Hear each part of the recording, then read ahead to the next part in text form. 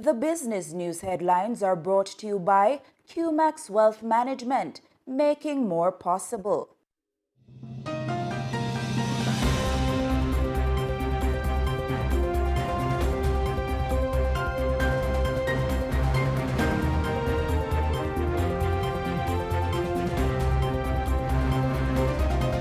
A decade-long agriculture push, a historic election win, and Uganda holds rates.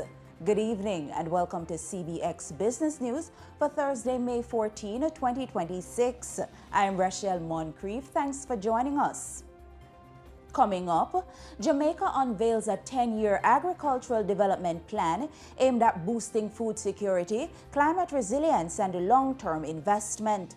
Also ahead, Philip Davis secures a historic second term in office after campaigning on a platform of economic stability.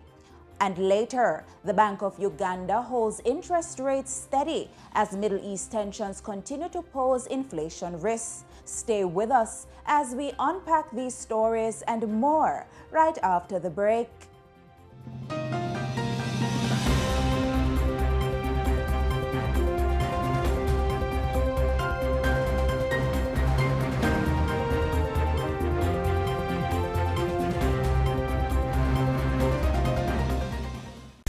Has so much book you need for high school?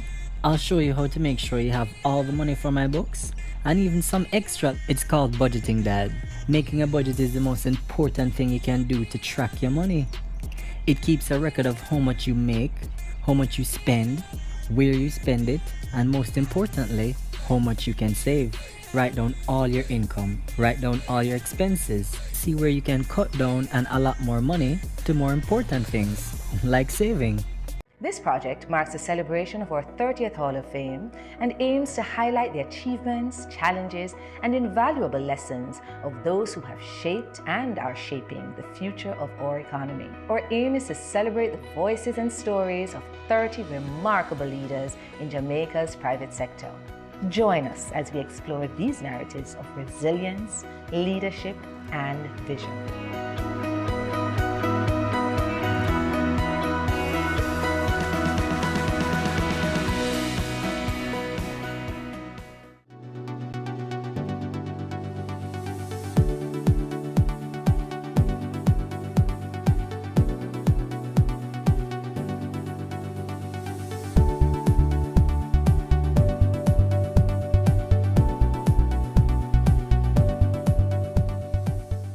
The local news is brought to you by Derrimon Trading, better from the start.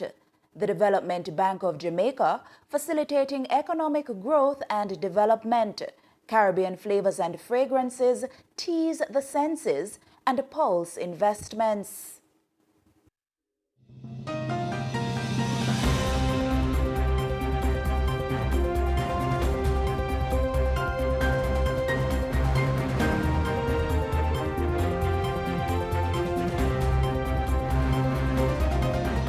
Welcome back to CBX Business News. We begin with the Jamaican government's ambitious long-term agricultural transformation push.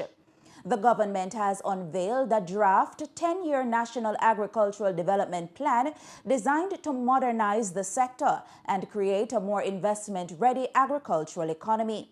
Speaking during his contribution to the sectoral debate in the House of Representatives on Wednesday, Agriculture Minister Floyd Green says the plan, developed with support from the Food and Agriculture Organization FAO, focuses on agricultural trade and value-added industries. I'm pleased to announce today that with the help of the Food and Agricultural Organization, we have completed a draft 10-year National Agricultural Developmental Plan. This plan focuses on resilient and sustainable production systems, innovative agribusiness and value chains, efficient agricultural trade, food security and nutrition, and also incorporates a number of cross-cutting areas like research, information technology, agricultural workforce, youth, gender, and perennial larceny. At the same time, the government has announced $50 million Jamaican dollars in insurance support for thousands of farmers. I'm pleased to announce that as we grow forward, this government will be providing $50 million to provide insurance coverage for 5,000 farmers, prioritizing our agri-parks, our youth, and our women. Meanwhile, the government is pointing to growing private sector confidence in Jamaica's agricultural industry as major companies move to expand local food production. Minister Green highlighted plans by Caribbean Broilers Group to invest $1 billion Jamaican dollars in agricultural expansion over the next year, with emphasis on egg and pork production, as well as contract egg farming. But I want to commend the Caribbean Broilers Group, who just announced that they're going to be putting $1 billion in agriculture over the next 12 months to build out egg and pork production. And they're going to, for the first time in their history, take on contract egg farmers. That's a major step. That was Jamaica's Agriculture Minister Floyd Green. The government is being urged to shift from reactive policy making to long-term disruption planning as Jamaica faces growing risks from technology failures, energy shocks, pandemics, and natural disasters.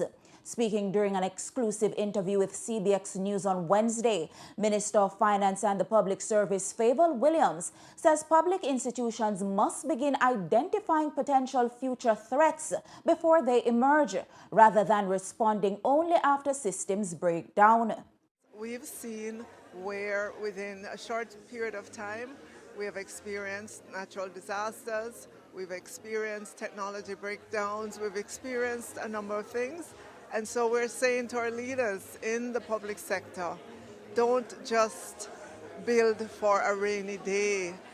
Think about what the disruption can be in the future and see if we can build that in. So when the disruption happens, we are prepared. Who would have thought that we would have been in an oil crisis now? But that is something, that's an example of how we should be thinking, not just about today, but about what is likely to happen in the future. What are some of those disruptions?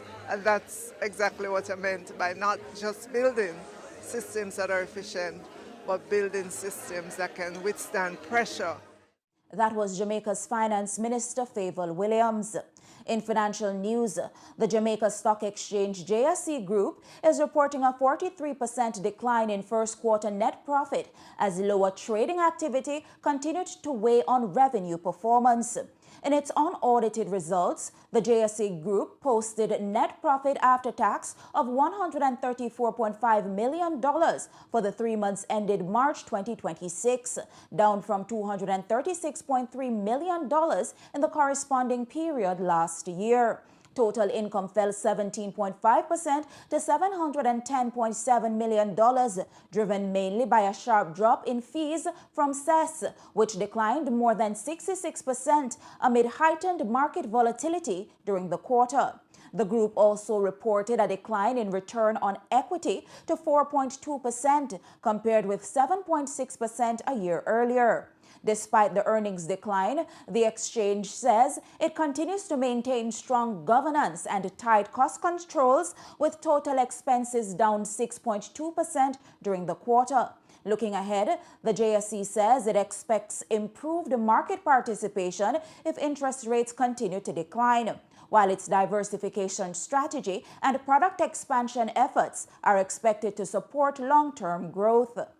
Now for an update on fuel prices. Fuel prices are showing mixed movements this week, with small declines recorded across most major petroleum products. Auto diesel, both grades of gasoline, kerosene, and ultra-low sulfur diesel all fell by 25 cents per litre. Ultra-low sulfur diesel is now selling for $204.35 per litre, while auto diesel moved down $197.50. 87 gasoline declined $189.88, and 90 gasoline slipped to $197.33 per litre. Propane also edged lower by 25 cents to $82.03. However, butane recorded a sharp increase, climbing $2.94 to $95.23 per liter. We move to the latest updates from the JSE equities. In Thursday's trading session, the JSE market activity resulted in the trading of 108 stocks, of which 38 advanced, 54 declined, and 16 traded firm. Leading the winners are Omni Industries, One-on-One Educational Services, Cygnus Credit Investments USD Ordinary Shares, and Guardian Holdings. While leading the losers are Paramount Trading Jamaica, Edufocal, Elite Diagnostic, and Iron Rock Insurance Company. The main index advanced by 994.80 points to close at 348,970.47 points. The junior market index, however, declined 38.79 points to close at 3,073.06 points. It's time for the Market Education feature, brought to you by CARICRIS, Regional Ratings, Global Standards. In today's Market Education feature, we're discussing the meaning of bank identification numbers or BINs. A bank identification number is the first 4 to 6 digits on a payment card. These numbers identify the financial institution that issued the card and help route transactions to the correct issuer. The BIN system plans, or rather plays, an important role in payment processing by helping financial institutions detect fraudulent or stolen cards, reduce identity theft risks, and improve transaction security. The system was developed by the American National Standards Institute and the International Organization for Standardization. That was the Market Education feature, brought to you by CARICRIS, Regional Ratings, Global Standards. And that's it for the local news segment. Please stay with us. The regional news is up next.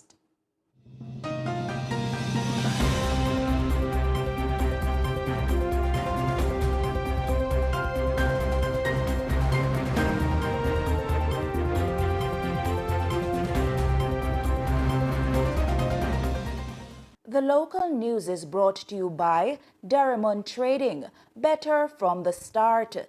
The Development Bank of Jamaica, facilitating economic growth and development. Caribbean Flavors and Fragrances, Tease the Senses, and Pulse Investments. It feels so good right now. Feeling so good right now. Yeah, yeah.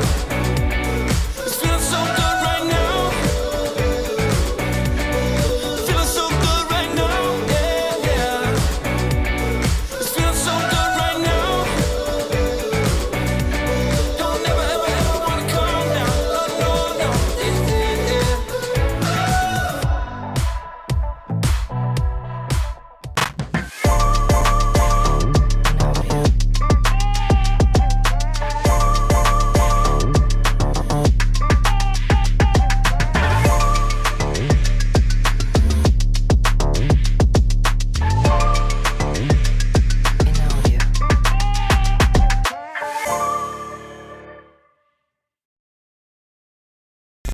So much book you need for high school?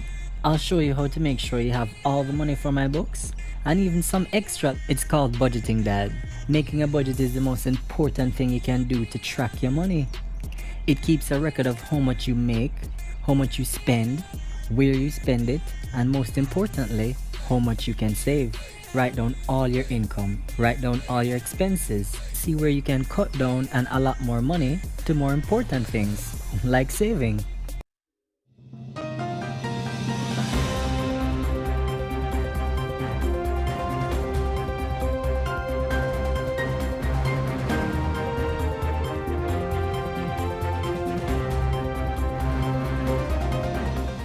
Welcome back. In the regional business news, Bahamian voters have handed Prime Minister Philip Davis a second consecutive term, a result that places economic affordability and stability back at the center of government policy. The victory marks the first time in nearly 3 decades that a Bahamian leader has won back-to-back terms in office. In his victory address, Davis says his administration will continue pursuing policies aimed at expanding opportunity and improving living conditions for Bahamian families. We all want a country that has more opportunities, a country where safety and prosperity belong to all Bahamians. We want a country in which all of you and your children and your grandchildren will thrive. They promised you much, and I promise you, with every bone in my body and every beat of my heart, we will do all that we can to deliver. The Progressive Liberal Party's election campaign was dominated by concerns over housing costs, wages, and affordability, with Davis recently announcing tax relief measures on grocery items to help ease cost of living pressures. Following the night's results, the Prime Minister-elect also warned that declining voter turnout could undermine public confidence and long-term national development. It will take time before the final official numbers come in, but it is clear that today a fair number of Bahamians chose not to exercise their right to vote.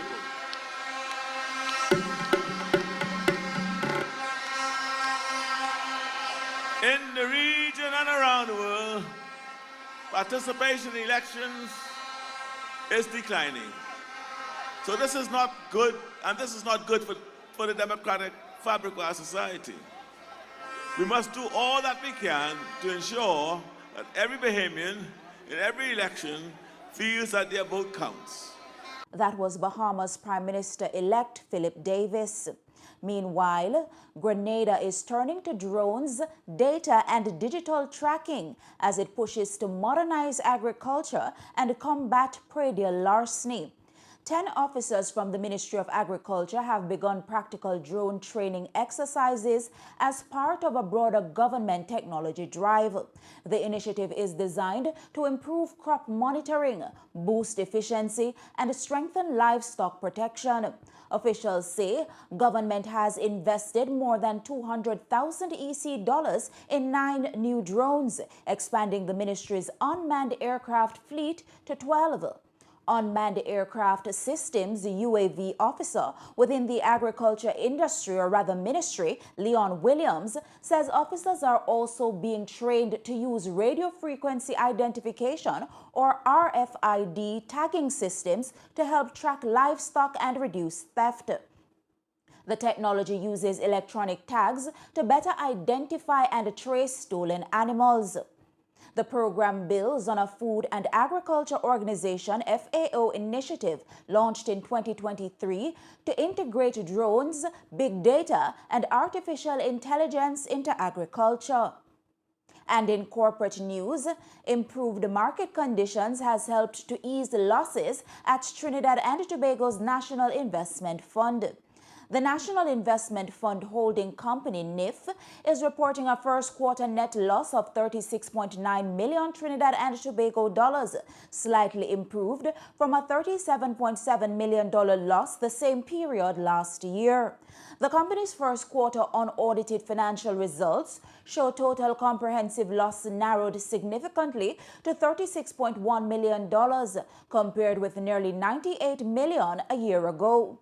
The improvement was driven by a turnaround in market performance, with the company recording an unrealized gain of $800,000 after a $60 million unrealized loss in 2025. The company says the movement reflects changes in the market value of its publicly traded investments and does not represent actual cash losses. NIF's portfolio includes major regional companies such as Republic Financial Holdings Limited, Angostura Holdings Limited, One Caribbean Media Limited, and West Indian Tobacco Company. Chairman Dr. Sandra Sukram said the first quarter is typically a softer period because dividend payments are received later in the financial year. Meanwhile, total income rose slightly to $33.6 million, while interest income climbed 38% to $5.7 million on stronger cash balances and investment returns.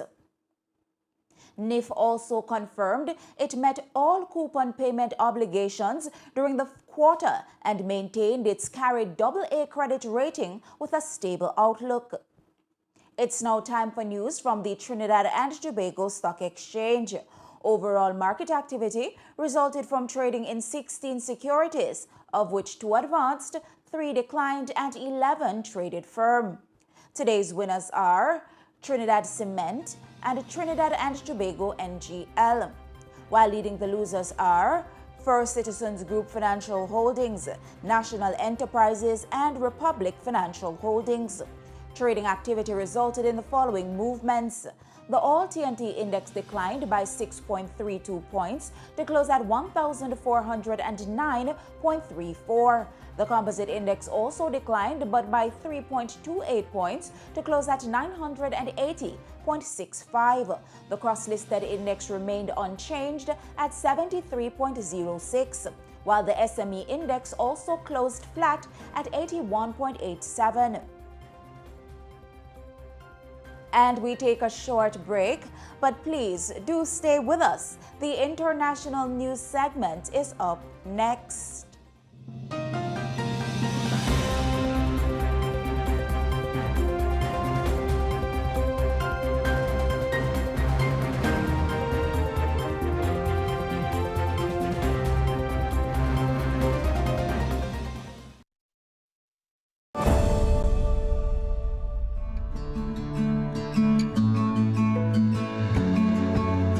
BESCO started from 5 shareholders who believed that they could execute a fuel company as good as or as better than any multinational.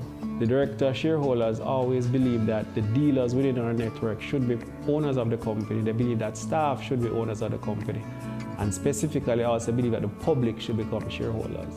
That cannot be facilitated by a bank loan. Our experience so far has translated into additional customers. Our transparency has allowed us to access credit easier and at better rates. So if you're a private company thinking about growing your profits, having better access to capital, I really think you should consider listing on the junior or the main market. Go ahead, have that conversation as soon as possible. We did it and we're very happy.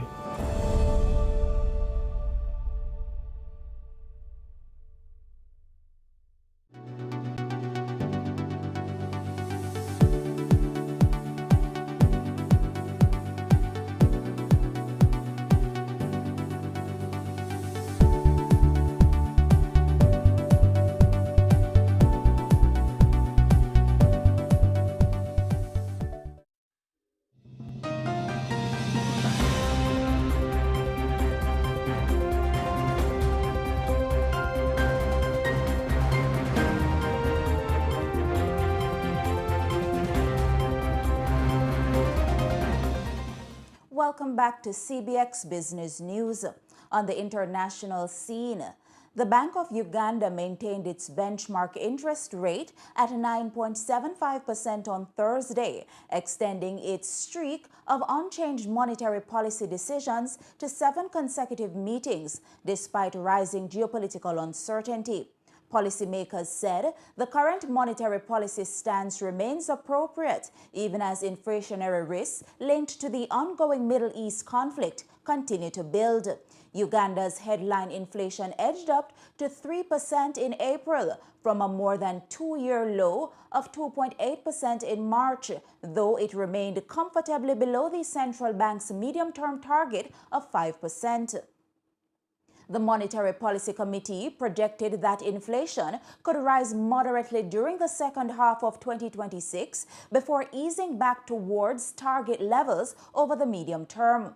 At the same time, the central bank maintained its 2026-27 growth forecast between 6.5% and 7%, while projecting economic expansion of roughly 8%, supported by stronger exports and higher investment activity.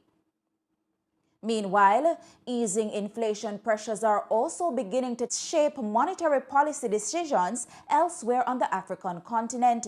The National Bank of Angola lowered its benchmark interest rate by 50 basis points to 17% during its May 2026 policy meeting, after leaving rates unchanged in March.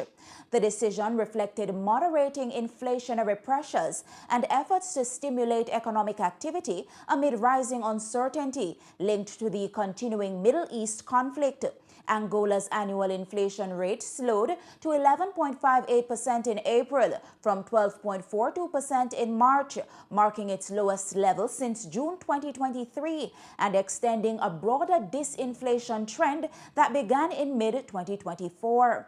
The latest move comes as several African central banks continue balancing inflation management with the need to support economic growth. And in Europe, easing geopolitical concerns are also beginning to improve consumer sentiment and spending expectations. Spain's consumer confidence rebounded sharply in April 2026, climbing to 77.7 from March's nearly 3.5-year low of 66.9 as concerns surrounding geopolitical risks and economic uncertainty began easing. The improvement was driven largely by stronger expectations for future economic conditions, with the expectations index surging 15 points to 83.4 as households grew more optimistic about the short-term outlook. Views on current economic conditions also strengthened, with the corresponding sub-index rising 6.5 points to 72. The rebound could offer support for consumer spending and broader economic activity across Spain in the months ahead as policymakers continue monitoring inflation and growth conditions across the Eurozone.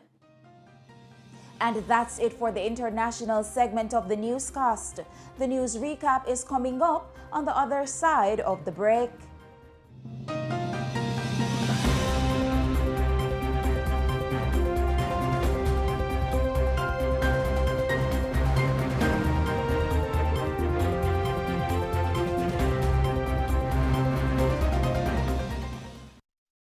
Caribbean Flavors and Fragrances Limited has been a part of Jamaica's manufacturing landscape for over 20 years. By crafting unique flavors and fragrances, we have become a part of your favorite household and food items, such as beverages, ice cream, household cleaners, and much more. Known throughout the Caribbean for the highest quality, we continue to innovate with strong leadership, a dedicated team with integrity. We go the extra mile for our customers. Create the next taste sensation. Contact us at 876-9235-111 or visit our website, Facebook, Instagram, or LinkedIn pages. So much book you need for high school? I'll show you how to make sure you have all the money for my books and even some extra. It's called budgeting, Dad. Making a budget is the most important thing you can do to track your money. It keeps a record of how much you make, how much you spend, where you spend it, and most importantly, how much you can save. Write down all your income, write down all your expenses, see where you can cut down and allot more money to more important things, like saving.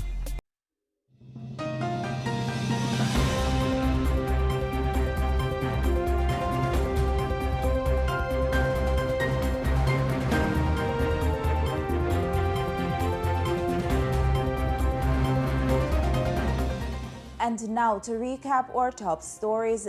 In the local news, Jamaica unveils 10-year agricultural development plan. Regionally, Davis wins historic second term on economic stability campaign. And internationally, Uganda holds rates steady amid Middle East inflation risks. Those were the stories making today's CBX Evening News. On behalf of the entire production team, I'm Rashel Moncrieffe. Thanks for watching CBX, your region, your business, your source.